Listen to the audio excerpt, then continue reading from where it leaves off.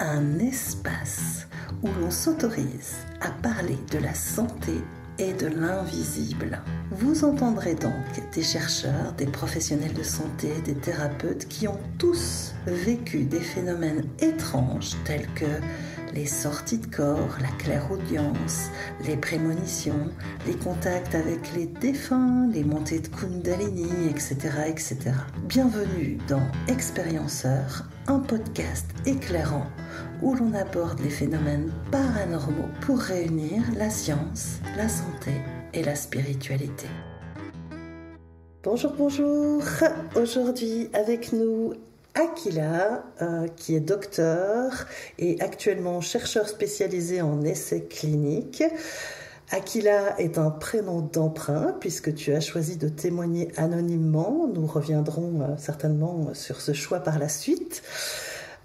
Dans cette rencontre, nous allons aborder tes expériences mystiques dans l'enfance qui ont été extrêmement difficiles sous le prisme de la culture orientale et musulmane. C'est un cadeau de t'avoir avec nous et je te remercie vraiment, vraiment pour ta confiance. Bonjour Akila.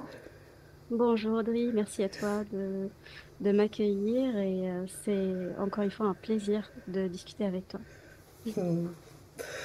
Alors tout ça a commencé avec des terreurs nocturnes dans l'enfance, pour lesquelles tu as reçu d'ailleurs plusieurs diagnostics, hein. Tu as Mhm. consulté des neurologues, des psychologues. Est-ce que tu peux nous parler de ces visions terrifiantes que tu avais? Mhm. Alors ça a commencé très tôt, à l'âge de 11 ans. C'était une nuit du mois de Ramadan, je m'en rappelle encore, où j'étais allée me coucher le plus normalement du monde. Et, au milieu de la nuit, un cri strident, une terreur me réveille. Et donc là, je me réveille entourée de ma famille, de ma mère, de mes sœurs, et qui comprennent pas ce qui se passe, mais qui, bon, automatiquement vont dire que c'est un cauchemar. Donc, c'est la première chose à laquelle on pense. Donc, moi, je me réveille dans un état de confusion. Je ne sais pas trop ce qui se passe. J'ai du mal à me situer dans l'espace, dans le temps. Et tout de suite après, ma mère me console et je vais me recoucher. Ça, ça, c'était le début d'une série, d'un parcours d'une série de terreurs nocturnes qui ne se sont jamais arrêtées. C'est ça. Et tu as consulté beaucoup de praticiens. On t'a mis même plusieurs diagnostics. Tu peux développer un petit peu? Alors, je n'ai pas tout de suite consulté parce que, bon, je pense que les parents ne vont pas tout de suite avoir le réflexe de consulter pour un cauchemar, même si, s'il est terrifiant ou si les manifestations sont un petit peu plus surprenantes qu'un simple cauchemar. Mais voilà, c'était pas le réflexe premier. Donc, on a attendu. Euh, donc deuxième fois, troisième fois, c'est arrivé encore, quatrième fois, et encore, c'était assez aléatoire dans le sens où il n'y avait pas de rythme euh, homogène. C'était des fois, je pouvais avoir une terreur nocturne par semaine, des fois une par mois, des fois deux dans la même nuit. Ça arrivait ça aussi. Mais voilà, donc étant issu d'une culture musulmane, premier réflexe, c'est bah, de lire du Coran. Donc, j'avais toute mon enfance eu un Coran sous mon oreiller. Et je me rappelle très bien que ma grand-mère avait un petit cadre en bois avec Ayat el-Kursi, qui est un verset clé, on va dire, de protection, qui était, comment on dit, euh, comme quand on fait de la sculpture, en fait. Il était sculpté dans le bois et je l'accrochais un peu euh, sur mon lit en fait. J'avais un lit en bois et je l'accrochais avec une petite punaise, quoi. Euh, voilà, donc ma mère me disait tout le temps, oui, il faut que tu lis ça avant de dormir, il faut que tu te protèges avant de dormir et ça va aller. Sauf que même en faisant ça, ça n'allait pas de mieux en mieux, c'était, je dirais même, de pire en pire. Donc, première fois où c'était allé très très loin, je me suis réveillée, mais je suis tombée parce que dans mon élan, dans ma tentative de fuite, parce que souvent c'est une fuite, c'est un cri de détresse. Donc là, j'essaye, j'essaye de fuir et j'ai mon drap qui est accroché, enfin, j'ai les pieds emmêlés. Et je tombe avec tout le poids du corps sur la tête. Donc là, quand je me réveille, il y avait du sang. J'avais une douleur au niveau de la nuque, du cou, parce que voilà, c'était assez violent. Et là, en fait, ma mère, elle dit stop, là, il y a un truc, il faut consulter. C'était là où on avait pris un premier rendez-vous chez un généraliste euh, qui m'avait prescrit à l'époque, parce que j'avais aussi des migraines, hein, beaucoup de migraines aussi au même moment. C'était des migraines particulières parce qu'elles avaient, c'était des, c'était des migraines avec aura ophtalmique. Donc, c'était des manifestations visuelles. On appelle ça des prodromes. Donc, tu as une phase où tu commences à voir des choses, tu vois, des couleurs, des sentiments, il y a quelque chose qui est pas réel, en fait, qui n'est pas de l'ordre du réel. Et par la suite, tu as une phase ensuite qui est très douloureuse. Très, très douloureuse. Et première fois que ça m'était arrivé, je pensais que j'étais devenue, je dirais pas aveugle, mais je pensais qu'il y avait un problème avec mes yeux, en fait. C'était ça. Donc, il m'avait prescrit à l'époque de l'ergotamine. Donc, pour les gens qui connaissent, c'est des dérivés enfin, de l'ergot de seigle. Pour atténuer ça, j'en ai pris pendant une période, mais bon, encore une fois, ça n'a rien fait. Ça n'a rien fait. Et là, on consulte un médecin spécialiste, un neurologue. Une neurologue, c'était une dame, qui me fait un électroencéphalogramme, donc un EEG. Et là, gros choc, elle me dit, vous êtes épileptique. Donc là, moi, j'étais sous le choc parce que pour moi, un épileptique, dans l'imaginaire, là encore, j'avais pas entamé mes études de médecine parce que, bon, même si dans la famille, on avait beaucoup de médecins, hein, notamment des gens très proches, donc j'étais un peu familière avec le jargon et tout ça, mais pour moi, un épileptique, c'est quelqu'un qui convulse. Or, je ne convulsais pas. Mais voilà, j'étais très, très triste par cette nouvelle. Je m'en rappelle très, très bien. Ma mère en pleurs. Je comprenais pas, en fait, comment ça me tombait dessus. Comme ça, on me dit, vous êtes épileptique. Parce qu'apparemment, dans le compte rendu de l'EG, elle avait trouvé une activité épileptogène. Donc, ce qu'elle appelle, elle, épileptogène, c'est-à-dire qu'il y avait une activité électrique anormale dans le lobe occipital, le lobe qui est responsable justement de la vision. Voilà. Et là, je commence à prendre du valproate de sodium, de la dépakine, un antiépileptique. Et c'était le début d'un traitement qui a duré 4 à 5 ans. Donc, je prenais ces médicaments, mais tout en ayant une conviction à l'intérieur de moi que c'était du gros n'importe quoi parce que moi, ce que je ressentais pendant mes terreurs, c'était autre chose en fait. C'était quelque chose de l'ordre comment, je ne sais même pas comment appeler ça, mais peut-être un peu mystique. Je m'aventurerais peut-être à dire ça comme ça. Mais et des fois, je me rappelais de ce que je voyais parce que souvent c'était une amnésie post-traumatique, c'est-à-dire que le lendemain, euh, il me disait, est-ce que tu te rappelles de ce qui s'est passé la nuit dernière? Et moi, je dis non. il s'est passé quoi la nuit dernière?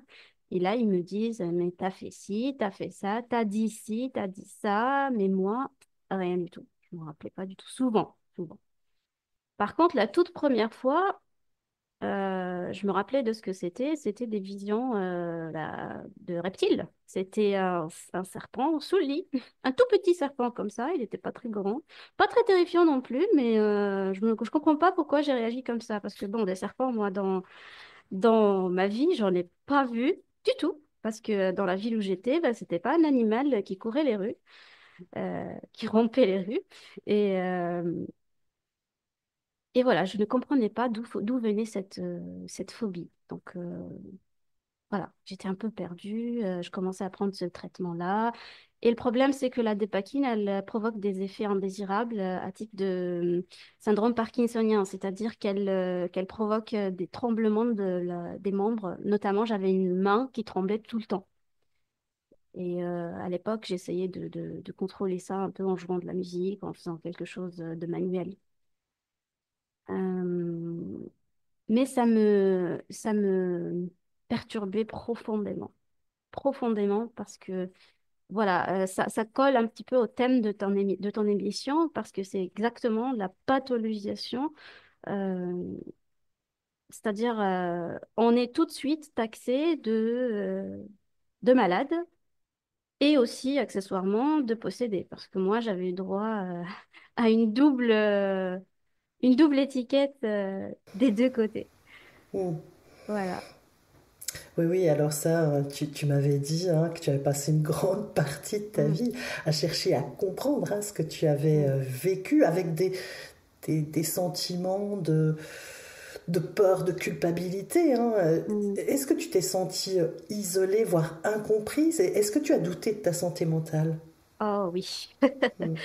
Oui, depuis très longtemps, j'ai toujours remis en question ma santé mentale parce que c'était dû à un décalage entre ce que je vivais et ce qu'on me disait. Euh, et encore, dans la culture islamique, ces choses-là, c'est pas qu'elles ne sont pas admises. Elles le sont, mais elles le sont mal. C'est-à-dire que c'est le mal, c'est les djinns, en fait, c'est les entités, c'est les diables qui viennent enquiquiner les enfants dans leur sommeil. C'est comme ça qu'on voit les choses. Et donc moi, toute ma vie, je me suis toujours demandé pourquoi moi? Pourquoi moi? C'est-à-dire pourquoi ça m'arrive seulement à moi dans la famille? Pourquoi Et puis c'était aussi très gênant dans le sens où parfois il y avait des gens qui venaient passer la nuit chez nous et moi, je leur faisais peur en fait. C'est ça. Et ma famille, en fait, ma mère, elle m'interdisait de faire ce qu'on appelle ici en France des pyjama parties ou des choses comme ça avec des copines pour se détendre un petit peu. Moi, j'avais pas le droit de passer la nuit chez les gens, hein. Et, Hmm. C'est comme si tu portais le mal. oui, c'est ça, c'est ça. Et à chaque fois, en fait, cette pression de dire non, mais il faut que tu lises ce verset-ci. Il fallait toujours être dans une posture de défense. C'est ça, en fait. J'ai passé toute ma vie à essayer de me défendre contre quelque chose d'invisible qui est arrivé sans même que je le demande. En fait, moi, j'avais rien demandé. En fait, ça me tombait Hmm, bah, dessus. comme C'est souvent. ça. Oui. Et c'est vrai que c'est vraiment une double. Il y a non seulement l'incompréhension de l'expérience, Mhm. mais il y a aussi ce dogme ces dogmes posés par la religion hein, qui ajoute une difficulté supplémentaire à ce que tu traverses. Même s'il y a des très belles choses hein, dans Mhm. la religion, Oui, comme la oui. loyauté, le sens de la Mhm. famille, le respect des anciens, etc. Mhm. Toutes ces choses-là sont très belles, mais là, en l'occurrence, comme il y a cette notion de, de, de- d'être touché par quelque chose de maléfique, je peux dire ça comme Mhm. ça. Oui, oui. Oui, oui. Ah oui, c'est pas bénéfique, hein. Parce que si ça avait été bénéfique, j'aurais pas réagi. Enfin, c'est ce qu'on me disait. Là, aujourd'hui, j'ai une compréhension un petit peu plus euh, non, moins pixelisée justement de ces choses-là. Je vois un petit peu plus de nuances dans ma réaction par rapport à la nature de la chose. Mais avant, c'était terrifiant, donc c'était mal, donc c'était un danger. Et au même temps, ce qui s'était passé, c'est que j'avais développé je voudrais pas dire des facultés parce que je n'aime pas trop ce mot, mais il m'arrivait parfois de faire des rêves euh, bizarres, des rêves parfois prémonitoires. Je racontais à ma mère le lendemain, je lui disais, ah, en fait, j'ai vu mon oncle il avait un corbeau par-dessus la tête qui lui piquait la tête. Et je sais pas trop ce que ça veut dire. Et donc là, ma mère, ce qu'elle fait, c'est qu'elle va tout de suite consulter Ibn Sirine. C'est un traité enfin, c'est un peu l'équivalent de Jung en Occident, mais c'est un savant, bien sûr, musulman, qui avait répertorié les archétypes et leur signification. Donc, il y avait un gros bouquin avec un sommaire et des thématiques. Par exemple, moi, souvent, très, très, très souvent, c'était la thématique animale. Très souvent, je voyais des animaux. Euh, et à chaque fois, par exemple, le corbeau, ma mère, elle était allée voir, ça signifiait le conflit fraternel. Parce que c'était associé à Qabil et Habil, c'est-à-dire Caïn et Abel en Occident. Mhm.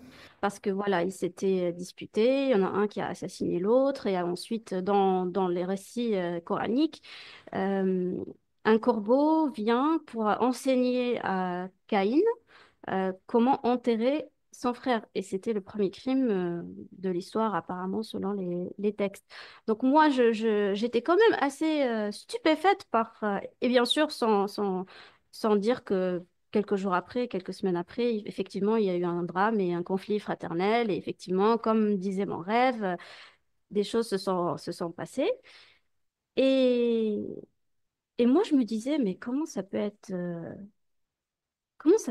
juste ça, en fait? Il y a sûrement quelque chose derrière, il y a quelque chose de plus profond, de plus significatif qu'une simple épilepsie. Et tu prends un anti-épileptique et puis voilà, on n'en parle plus.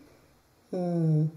Tu dis hein, d'ailleurs que c'est une sorte de conviction profonde, hein, comme quelque chose qui Ah vient de oui, l'intérieur, qui amène cette information-là d'ailleurs. Hein. ah oui, oui, oui. Et puis, j'ai très longtemps vécu avec un sentiment assez particulier que j'appelle, euh, moi je dis souvent en anglais, homesick, c'est-à-dire que j'avais le mal d'un pays que je ne connaissais pas. C'était comme ça que je le ressentais parce que en fait, j'avais cette dichotomie où j'avais une vie nocturne et une vie diurne où la nuit, j'avais l'impression que c'était plus intense, plus vrai que le jour.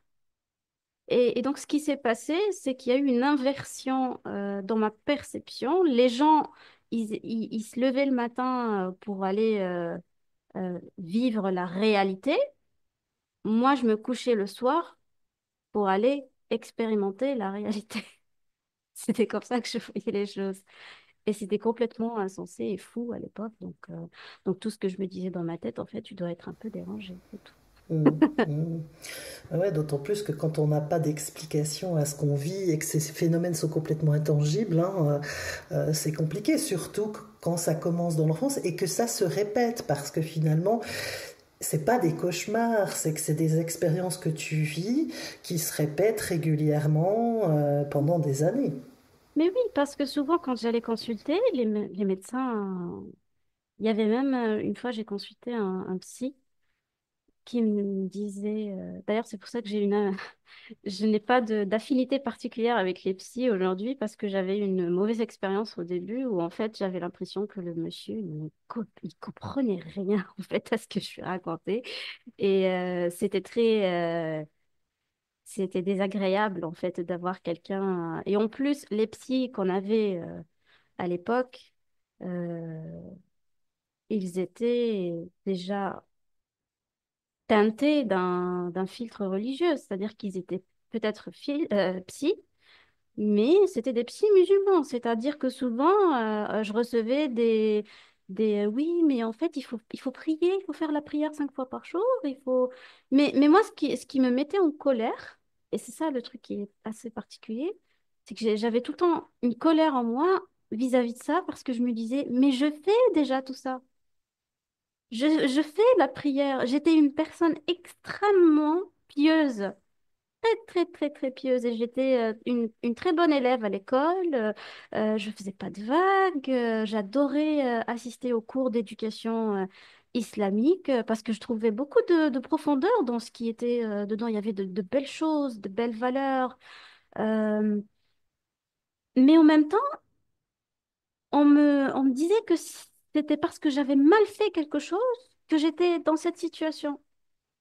Et plus j'en faisais encore, plus j'avais l'impression que j'étais dans une mauvaise direction, en fait, c'est ça.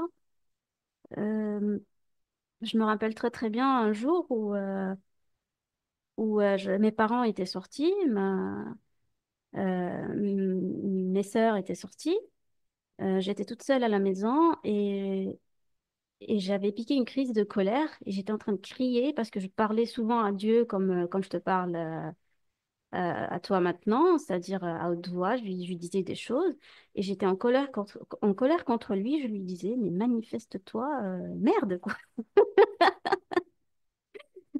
J'en ai marre en fait de te courir après. Pourquoi tu te caches comme ça?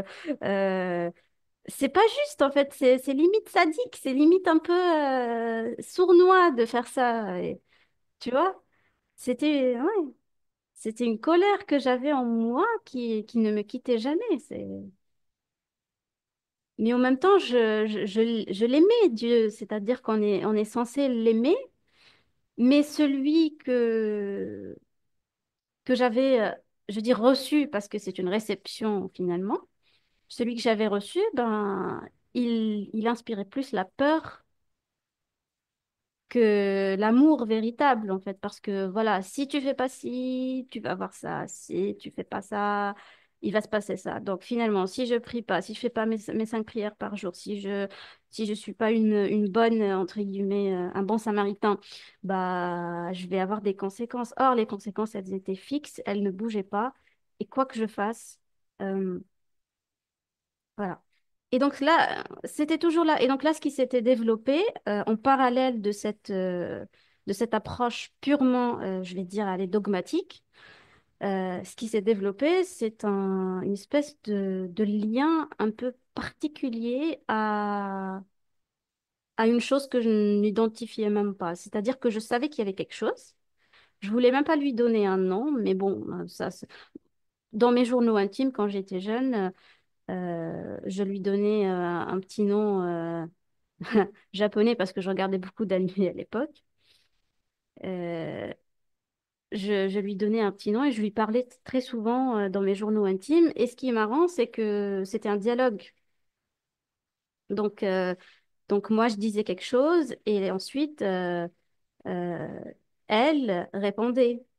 Et c'était marrant. Et j'ai vécu beaucoup d'années avec ce système-là parce que ça me permettait comment on dit en anglais, to cope. Euh, ça me De permet, s'associer, de se réunir. euh, de compenser peut-être une enfance un peu traumatique où il y avait beaucoup de pépins, beaucoup de soucis, beaucoup de querelles, beaucoup de colère, beaucoup de choses comme ça. Donc finalement, j'avais ce petit refuge où j'écrivais beaucoup, je lisais aussi beaucoup. Et, et c'était voilà, c'était un échange. C'était le début d'un échange. Mais moi, dans ma tête, je me disais, bah, c'est un ami imaginaire. Bah, tous les enfants ont des amis imaginaires, finalement. N'est-ce pas? Et puis un jour, donc dans ce parcours, tu rencontres l'ayahuasca. Donc Mhm. une expérience qui bouleversante, hein, qui non seulement a bousculé ton cerveau rationnel, Mm. mais qui t'a apporté une certaine compréhension. Avant que tu développes, hein, je veux vraiment préciser que On fait absolument pas de publicité pour ces pratiques Mhm. qui, ben, je le rappelle, sont interdites en France et qui peuvent être très délétères pour certaines personnes. Voilà, mais voilà, est-ce que tu peux... Oui, oui, effectivement, c'est pas pour tout le monde, ça c'est clair. Et puis, c'est pas partout qu'il est possible de le faire parce que moi, je l'ai fait dans un cadre tout à fait légal et ce n'était pas en France. C'était encadré. Et bon, moi, étant une personne très carrée, c'est-à-dire que même du café, j'en bois pas.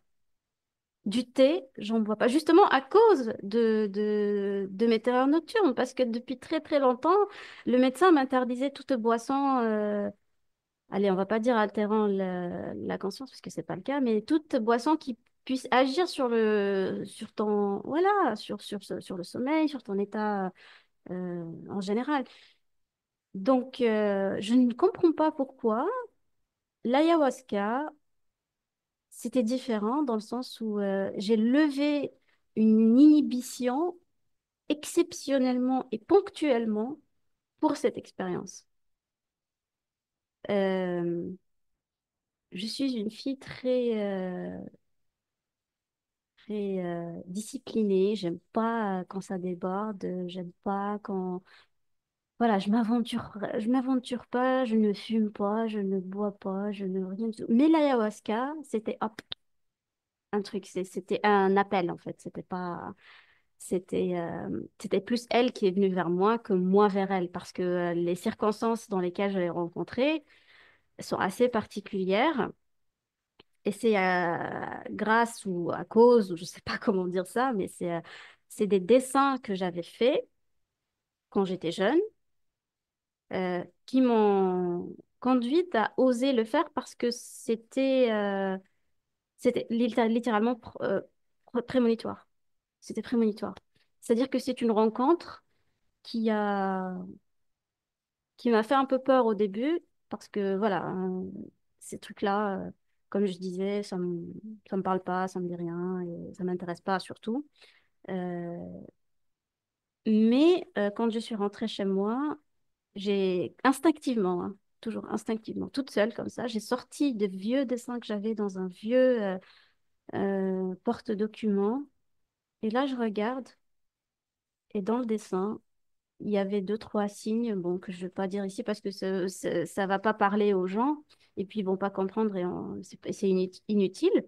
Mais moi, donc, à ce moment-là, ça disait littéralement, écoute, c'est, il y a un truc à faire là.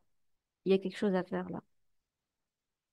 Et c'était des coïncidences, bon, les coïncidences n'existent pas, c'était des synchronicités extrêmement bizarres et percutantes. Ouais. Et tu m'avais confié, hein, tu m'as même dit, pour la première fois de ma vie, j'ai pensé que j'étais pas folle. Parce que ce que tu as vécu dans l'expérience, finalement, t'a Mm. donné une certaine réponse. Mm. Oui, effectivement, étant scientifique, ayant un parcours purement rationnel, c'était très, très dur pour moi d'envisager une autre explication que la pathologie. Je suis diplômée de la faculté de médecine, donc pour moi, quand il y a un souci, c'est une maladie, c'est une pathologie, c'est quelque chose qui vient perturber l'homéostasie d'un corps. Et on ne parle que de corps finalement, on ne parle que de cellules, que de physique. Et donc, je me rappelle que ce jour-là, euh, j'étais allée avec, bien sûr, avec mes talismans, entre guillemets, mes versets coraniques que j'ai gardés dans mon cœur pour me protéger parce que j'étais quand même assez terrifiée. C'est quand même assez terrifiant comme expérience. Euh, Même si je suis quelqu'un qui peut être parfois très courageux, mais il fallait le faire, quoi. Il fallait oser le faire. Et donc là, j'avais le petit bout de papier avec mes intentions dessus et mes versets pour me protéger contre les potentiels djinns. Et là, c'était parti pour un tour. c'était parti pour un tour où finalement, si je devais décrire la chose, ce serait comme des pièces d'un puzzle qui étaient éparpillées et comme par magie, toutes les pièces s'emboîtent. C'est- Tout retrouve sa place et tout prend sens en fait. Ça prend une forme et ça donne du sens. Et c'est ça que j'ai passé toute ma vie à chercher, c'est le sens finalement. The purpose, comme on dit en anglais. Et ce qui est encore plus drôle, c'est que, bon, je ne sais pas pour les gens qui t'écoutent, est-ce qu'ils sont assez familiers avec l'expérience psychédélique en soi ou s'ils ont un certain degré de connaissance, mais finalement, l'expérience psychédélique, c'est quelque chose où on communique. Donc, et là, je fais un petit lien avec ce que je disais tout à l'heure par rapport à mon journal intime. Donc, moi, finalement, je le faisais un peu autrement. Mais ce jour-là, ça s'était fait d'une manière très directe, finalement. Elle te parle pas comme je te parle là avec une voix, mais c'est de la télépathie. Tu reçois des enseignements, tu reçois des choses, des mots, du sens. Et dans ma tête, je me disais, oh, c'est génial, mais tu es en train de triper. C'est beau tout ça, hein, j'admets, mais t'es sous substance. Donc, ma jolie, le lendemain, quand tu vas te réveiller, bah, tu vas juste te dire, ah ouais, c'est génial, mais voilà, ça a aucun crédit parce que, encore une fois, je suis scientifique. J'ai pris quelque chose, mais c'est normal qu'il se passe des trucs. Donc dans ma tête, je me disais, bah, et le problème, c'est que elle, et là je dis elle avec entre grosses guillemets, parce que bon, les gens ils vont se dire, mais c'est qui elle? Mais on sait pas en fait, et on s'en fout finalement si c'est mon inconscient, si c'est un djinn, si c'est Dieu, si c'est la plante, si c'est. Finalement, peu importe, parce que la valeur de ce qu'elle t'apporte, c'est bien plus fondamental et puissant que son identité à elle, en fait. Et, et donc, elle m'avait entendue, et là, elle me fait un petit clin d'œil pendant que j'étais encore sous état modifié de conscience, en me disant, je serai toujours avec toi, d'une manière très bienveillante, parce que toute l'expérience, bon, c'est pas, c'est pas une expérience rose avec des arcs-en-ciel et des bisounours, hein, c'est pas ça l'idée, mais comme on dit en anglais, every bad trip is a good trip. C'est-à-dire que si tu fais un bad trip, bah, c'est pour ton bien finalement. S'il y a des choses à nettoyer, s'il y a des choses à, à- à régler, voilà, à réfléchir. Euh, donc là, finalement, elle me dit, je serai toujours avec toi. Et elle me montre un petit smiley parce qu'il y avait un arbre qui était juste en face de moi, que je regardais. Et encore, ce qui est drôle, c'est que cette façon de voir, cette hallucination, entre guillemets, c'était exactement la même que j'avais pendant mes migraines. C'était la phase d'aura ophtalmique, parce que finalement, les auras ophtalmiques, bah, c'est pas différent des manifestations visuelles psychédéliques, finalement. Donc là, je vois un petit smiley dans l'arbre, et je vais me coucher, on se repose. Le lendemain, on se réveille, et voilà, la substance ne fait plus effet. On est réveillé dans le monde réel. Et moi, j'ouvre les yeux, je me dis, encore une fois, super, bon, maintenant, on en fait quoi? Bah, rien du tout parce que tu es sous substance. Et là, j'ouvre mon téléphone, je reçois un SMS avec un re et un petit smiley. Alors, je le reçois d'une personne qui est chère à mon cœur, mais qui ne sait absolument pas enfin, ce qui s'est passé, quoi. Elle peut pas savoir. Elle peut pas savoir. Et donc là, je me dis, mais qu'est-ce qui lui prend? Pourquoi il me dit re avec un smiley et tout? Donc là, je ferme mon téléphone. On discute un petit peu entre nous pour faire l'intégration parce que c'était en groupe. Il y avait des gens magnifiques, tous en train de faire d'avoir leur propre cheminement personnel finalement. Et là, je reçois un deuxième SMS de la même personne qui me dit, mais pourquoi tu me dis re? Et là, moi, je lui dis, mais c'est toi qui m'as dit re. Mais non, c'est pas moi. Et donc là, je dis, ah, attends une seconde, Elle il y a t'avait pas quelque chose. envoyé de message. Cette personne Non, donc ne t'a jamais envoyé de non. message.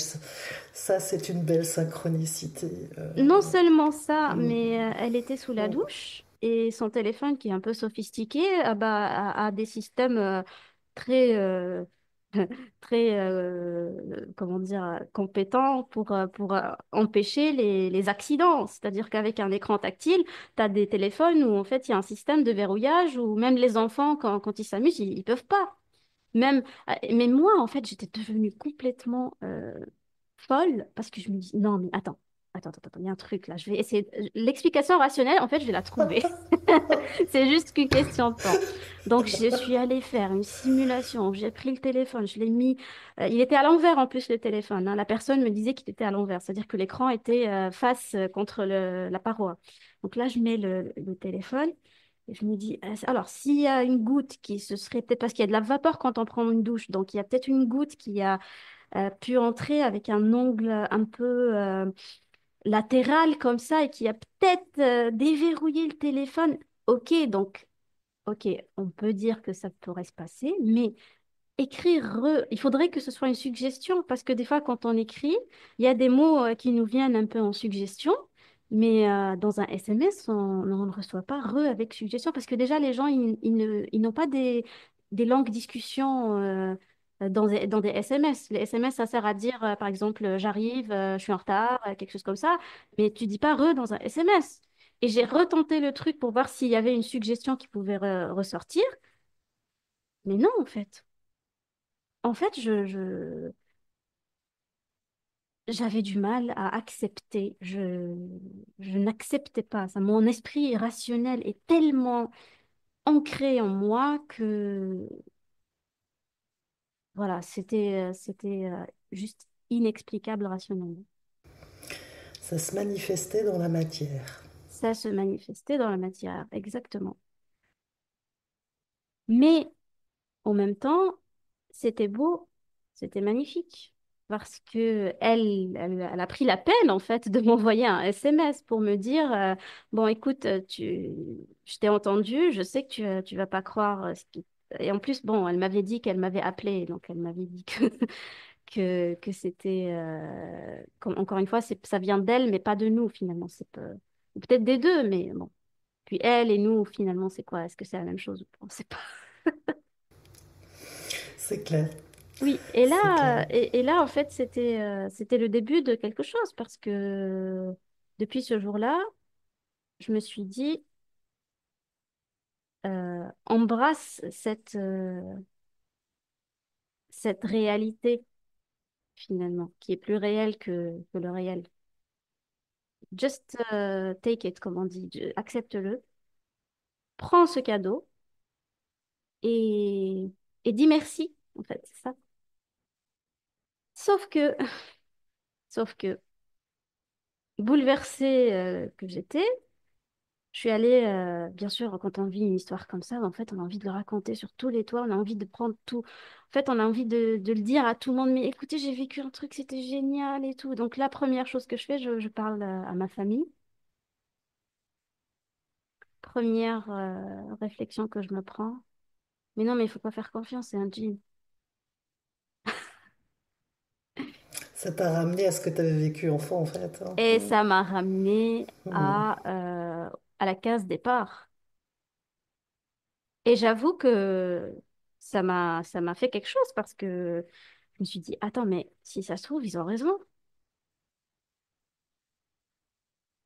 Et donc là, conflit. On est passé de confiance, d'amour, de cadeaux, de beauté, de compassion à méfiance, arnaque, trickster, comme diraient certains, les archétypes un peu alchimiques. Euh, et voilà, ça s'est basculé de la lumière aux ténèbres, quoi.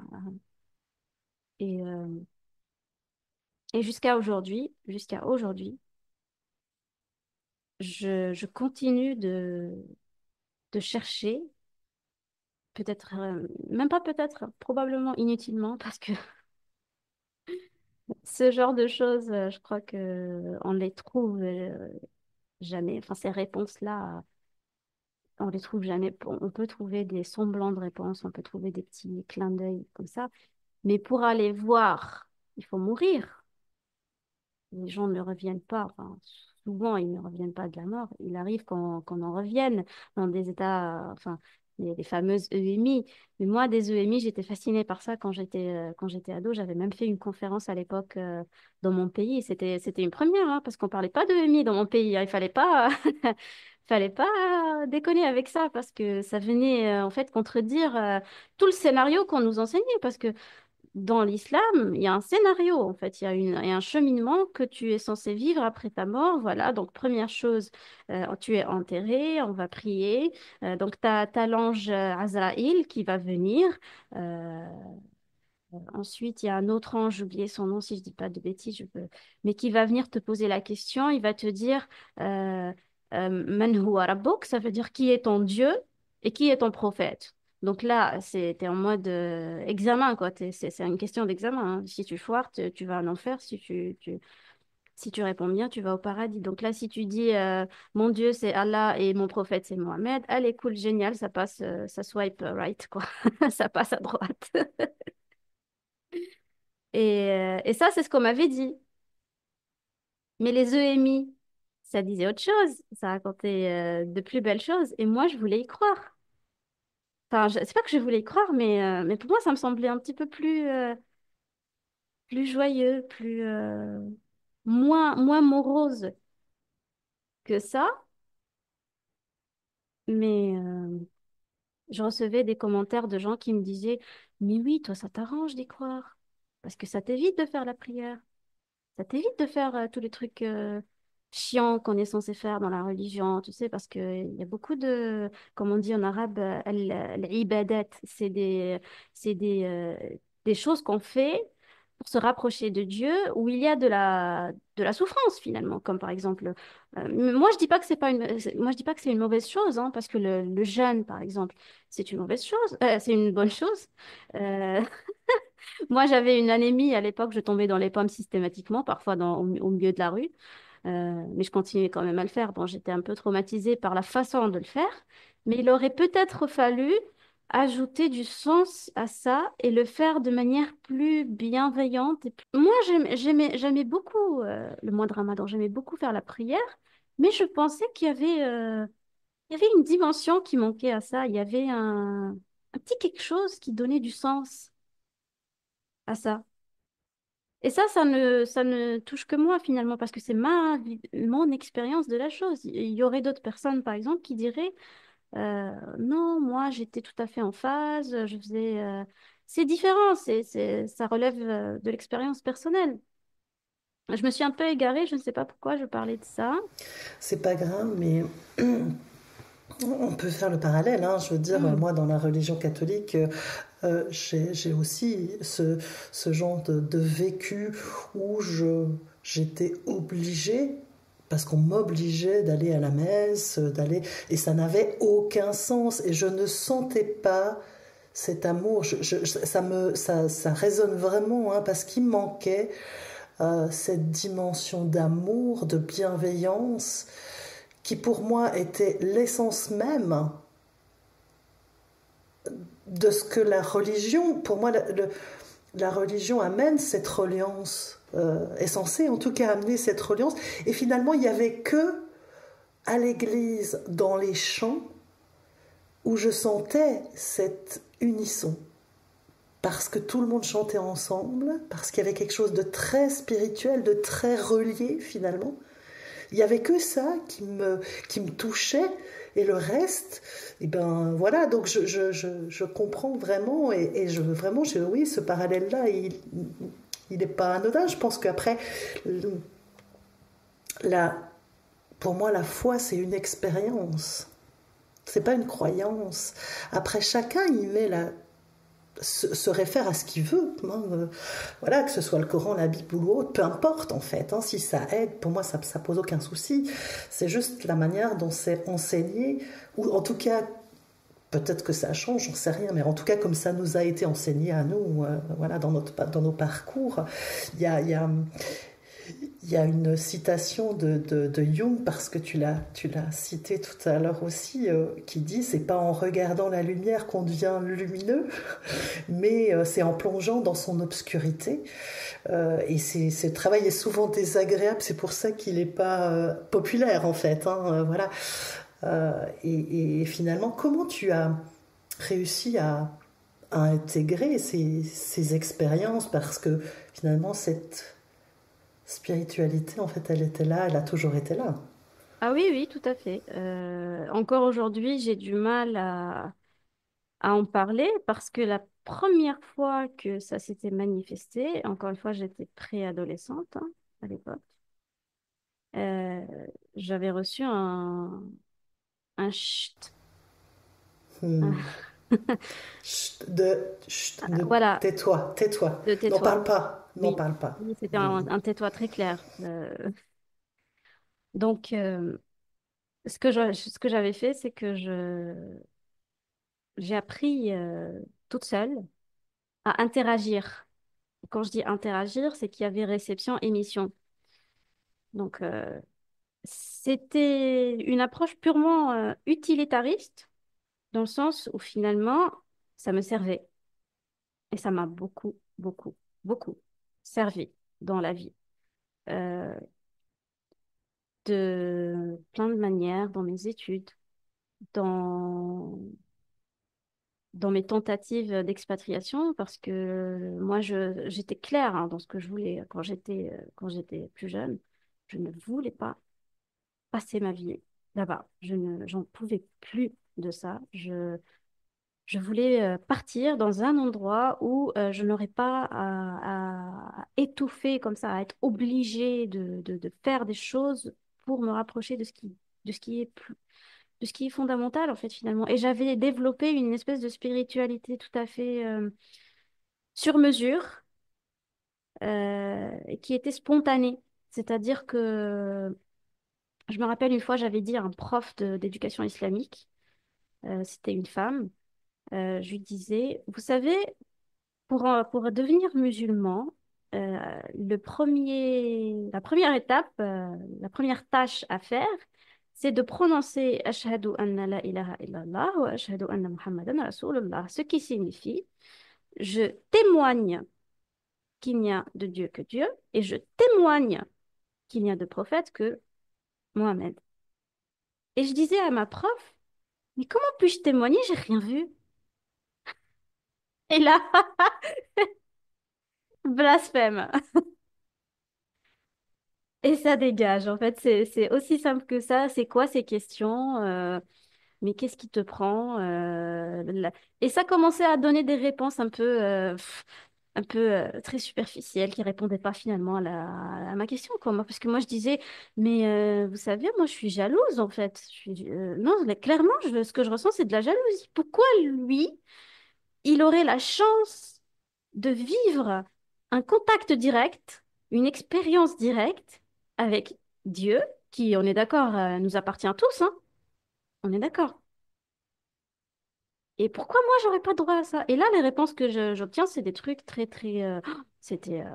mais comment tu oses te mettre dans le même niveau que le prophète parce que lui, c'est l'élu, c'est... En fait, il ne faut pas se comparer à lui. Mais moi, je disais, attendez une seconde. On nous enseigne dans la religion qu'il faut faire comme lui, que lui, c'est notre exemple ultime. Donc, il y a une contradiction là, finalement. Parce que lui, ce qu'il faisait, lui, ce qu'il faisait, bah, il allait dans une grotte, méditer pendant des heures et des heures et des heures et des heures et des heures. Et finalement, il était en communion avec Dieu, il communiquait directement avec lui, il le demandait finalement, Dieu, finalement. C'est pour ça qu'il est venu à lui. Et donc, je disais, mais pourquoi on ne pourrait pas faire ça, nous aussi? Plutôt que de C'est ce croire que, comme ça sur parole, c'est ce que tu as fait bah oui, depuis enfant, en fait. bah oui. Tu l'as appelé.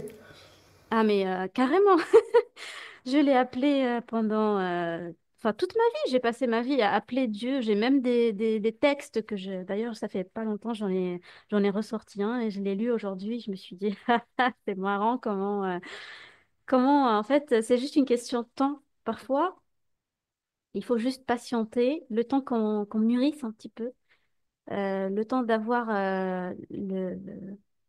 les conditions et les circonstances idéales en fait pour recevoir ça. Parce que on ne peut pas recevoir ça à l'âge de 11 ans, j'imagine. Parce que moi, le jour où j'étais en colère en train de crier manifeste-toi et tout, et tout. Bah, si c'était manifesté à ce moment-là, en fait, je pense que ça serait mal fini parce que je j'aurais pas la maturité et ce recul en fait pour comprendre ce qui se passe. Mais ça a fini par arriver. Et encore une fois, moi, aujourd'hui, ce que je raconte, c'est mon expérience personnelle avec mes biais personnels, avec mon filtre personnel. Ce n'est absolument pas la vérité, la réalité. C'est ma vérité, c'est ma réalité. Euh, mais jusqu'à aujourd'hui, je dois avouer que je garde une petite brèche de doute.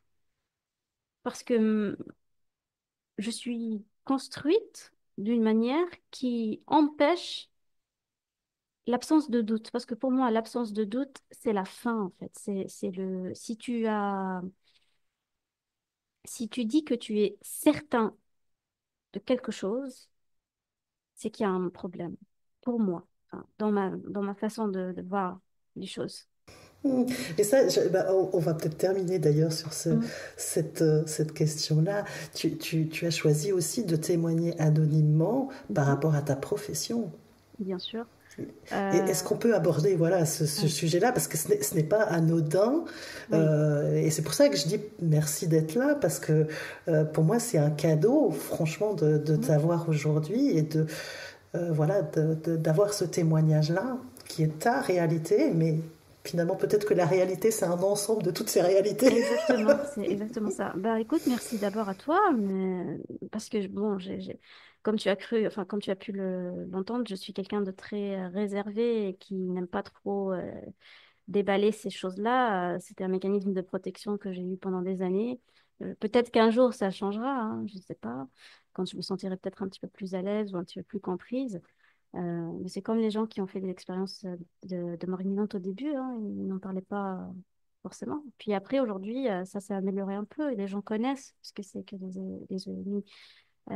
Mais bon, là, tout de suite, au jour d'aujourd'hui, et dans là où je suis, j'ai une double menace. C'est ça le problème. Le problème, c'est que j'ai la menace des intégristes parce qu'ils vont, bien sûr, par bêtise, par par superficie, je sais pas comment dire ça, euh, parce qu'ils sont superficiels et pas assez profonds dans leur compréhension, ils vont interpréter mes mots comme soit peut-être de l'islamophobie ou je sais pas, moi, une espèce de propagande ou quelque chose comme ça, parce que ça, je connais, hein. Moi, ces gens-là, je les connais, j'ai passé toute ma vie avec eux. Ils vont tout de suite me taxer de mécréante, de tous les mots. Et alors que ce n'est absolument pas ce que je suis en train de dire. Oui, tout à fait. On l'entend bien d'ailleurs euh, dans ton partage, on entend bien cette foi. Bien sûr. C'est très profond, on le sent. Et en plus, bah, c'est vrai qu'au niveau médical, Oui. voilà, quand on est chercheur, quand on fait de la recherche, c'est aussi compliqué Ah oui. finalement de parler de spiritualité dans la santé, d'invisible dans la Ouais. santé. Et c'est ça la deuxième menace, parce si tu échappes à la première menace, ben, tu n'échapperas peut-être pas à la deuxième finalement, parce que j'ai essayé, hein, j'ai essayé une ou deux fois, une ou rare, enfin, des rares fois où j'ai essayé d'ouvrir un petit peu une brèche de discussion par rapport à ces sujets-là, mais la réaction, elle était, ouf, elle était terrible, hein, Euh, déjà, quand on parle d'ayahuasca, bah, c'est une substance qui malheureusement, bien sûr, la France a un retard par rapport à ça. C'est pas le cas dans d'autres pays, hein, la Suisse, les États-Unis. Il y a d'autres régions où c'est l'inverse de ça, en fait, que c'est carrément quelque chose qui est très sacralisé, peut-être, qui est dans les pays d'origine, justement, Pérou, tout ça. Mais ici, en France, aujourd'hui, en étant scientifique, si tu parles de ces choses-là, il y a de très, très, très, très fortes chances que tu sois ostracisé, que tu sois blacklisté, que tu sois vu comme un... décrédibilisé, en fait, c'est ça. Parce que justement, à partir du moment où tu quittes cette rationalité pour embrasser autre chose de plus transcendant, de plus...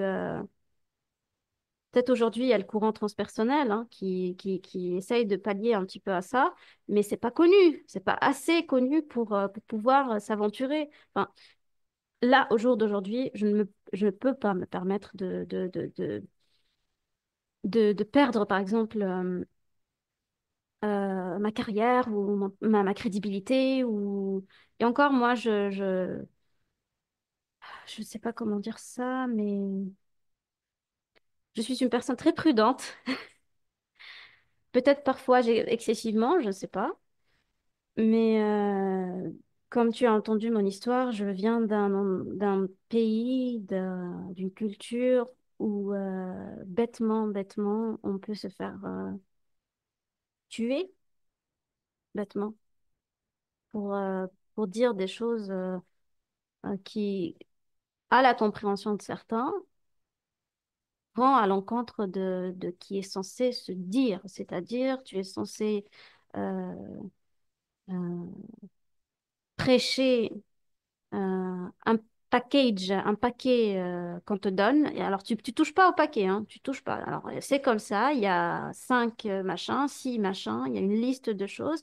Tu prends le paquet, déjà, tu l'appliques chez toi, et quand tu le prêches tel quel. Tu ne modifies absolument rien parce que dans l'islam, en fait, le Coran, il est censé être protégé par Dieu. C'est-à-dire que et moi, et encore, j'ai pas touché au Coran, hein. Moi, c'est beaucoup plus les hadiths parce que bon, ça, les savants musulmans savent que dans les hadiths, il y a une très grande partie qui est fausse, qui est erronée. Et ça, c'est pas un scoop, ça, tout le monde le sait parce que le principe des hadiths, c'est que, alors, t'as le début de la chaîne, c'est le prophète, ensuite, tu as ses compagnons, ensuite, tu as ses descendants et son voisinage, et ensuite, les gens qui sont venus après. Et le hadith, le principe, c'est que An fulan ibn fulan ibn fulan, c'est-à-dire que quelqu'un a entendu, quelqu'un a entendu quelqu'un qui a dit qu'il avait entendu le prophète dire ça.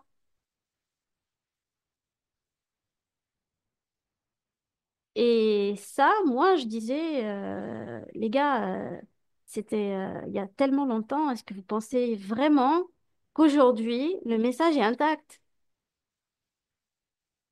Bah, tu fais une petite expérience de téléphone arabe avec 10 personnes dans une pièce. Tu vas leur dire, je sais pas, tu dessines un truc, tu dis un truc, et l'autre, il sait pas, il transmet à l'autre qui est après lui. Ça, c'est un truc Bien sûr, qui a déjà été fait. bien sûr. Le message de début, le Mm, message de la fin, c'est pas du tout le même, hein. c'est clair, c'est C'est clair. pas du Mm. tout le même. C'est clair, en tout cas, on sent dans ton témoignage le poids, en fait. Le poids du dogmatisme, le poids de la religion et la peur engendrée depuis tout petit, finalement, hein, entre le bien, le mal, Mais etc. oui, mais Et je trouve que j'ai perdu beaucoup de personnes très très chères à mon cœur à cause de ça, hein. Moi j'ai perdu des gens à qui je tenais beaucoup à cause de ça parce que ils peuvent pas comprendre ce que je vis, ils peuvent pas comprendre à quel point moi je puisse être si différente. C'est ça.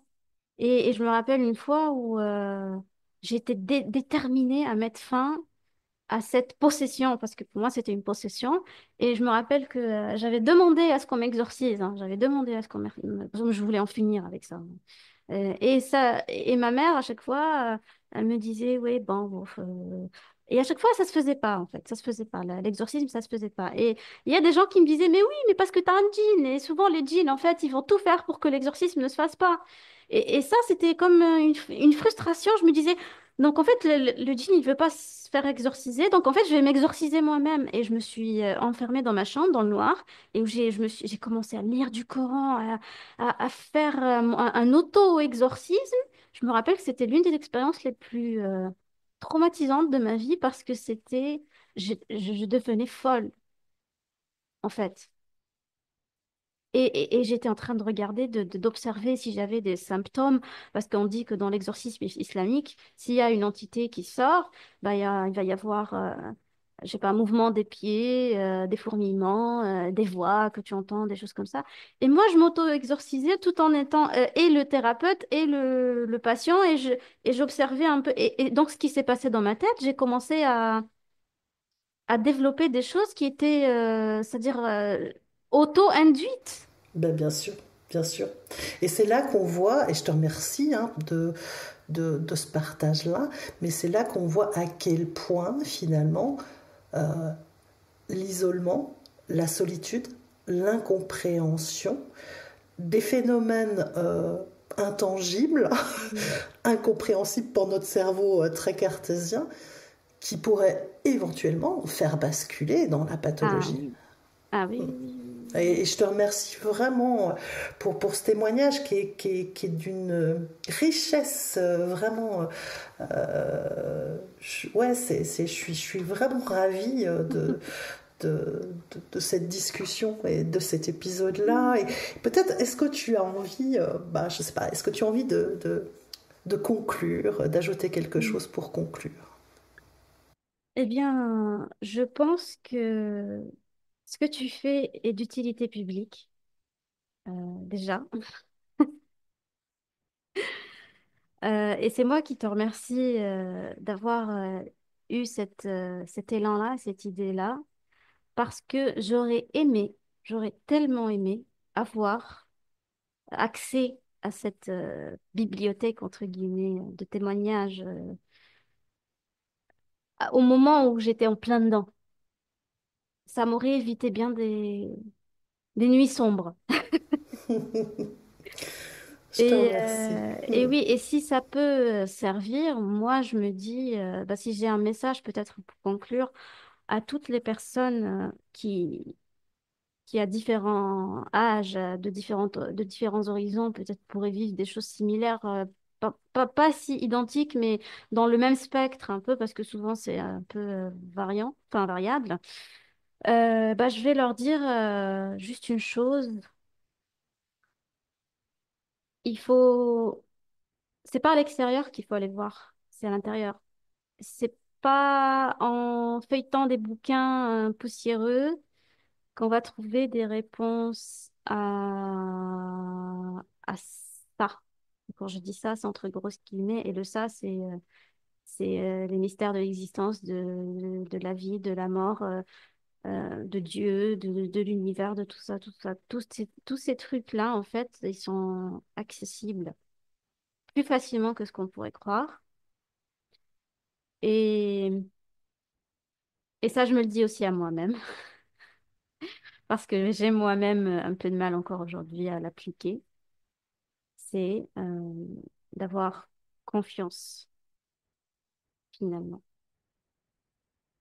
Parce que si j'avais décidé de basculer dans cette méfiance-là, de dire non, mais c'est un menteur qui se fait passer pour un défunt, qui veut te faire croire qui finalement essaye de t'égarer de Dieu pour que tu finisses en enfer et machin et machin. En fait, si on commence à le croire, eh ben, il y a des chances que ça devienne vrai. Merci beaucoup. Merci vraiment du fond du cœur. Merci Merci pour. à toi. Merci pour ta bienveillance, pour ton écoute.